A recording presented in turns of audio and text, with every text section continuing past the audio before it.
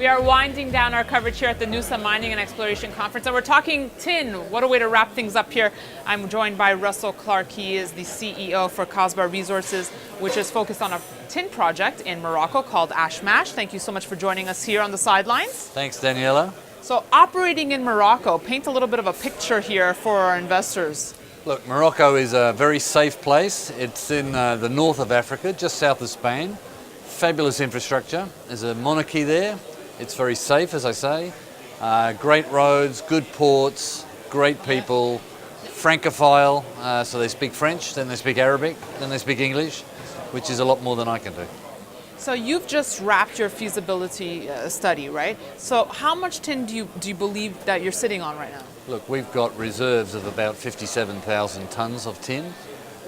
We've just wrapped up the feasibility study. We've spent $90 million on this project over the last 10 years.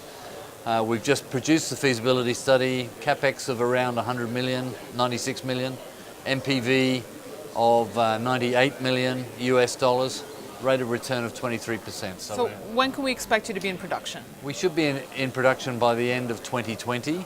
We're going to leave this conference and start funding the project. Start working hard at it. And getting an engineer to build it. What's interesting, Rio Tinto, I was reading a study, came out saying that what will be most impacted by new technology will be tin, more than cobalt, more than lithium, more than nickel. Than vanadium, more than nickel. Yeah, how so? Tell us a little bit about that. Well, look, it's the forgotten EV metal, okay? It will be used in batteries, it's used in solder, lead-free solder.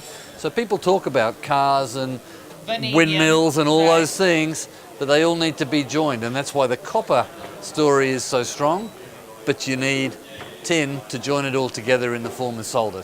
Well, talk to us about the fundamentals of tin for investors who are new to it. Where is it primarily used? So its primary use is in solder. About 50% of tin is used in solder. The market is about 350,000 tonnes a year. We're beginning to see global production fall.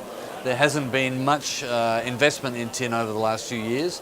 The tin price fell to around $13,000 in 2016. No one wanted to put money into it. But we've been plodding away with this project. The price today is $21,000 and destined to go higher as the demand increases due to all this electronic stuff and EV cars and what have you. So is it expensive to mine? What kind of operating costs are you dealing with? Look, we're seeing our all-in sustaining costs of around $11,500 a tonne. Okay, we've priced the feasibility study at 21,000.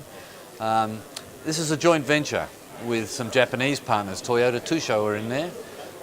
They paid $25 million for their 25% share. Today, our 75% share, we have a market cap of 15 million Australian dollars. We have been forgotten. Forgotten, but you're putting it back on the map. Absolutely. So where are the largest consumers of tin coming from? The largest consumers are in China and Japan. I mean, it's wherever electronic goods are made. So Korea is another one. The supply comes from all over the world, from Indonesia, from Peru, from China, soon to be from Morocco.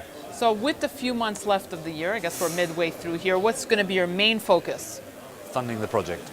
And finding a suitable engineering contractor to build it. All right, well, Russell, best of luck, continued success, and thank you for watching. We'll have much more for you on Kitco.com. Thank you. Thanks, Daniela. Yeah.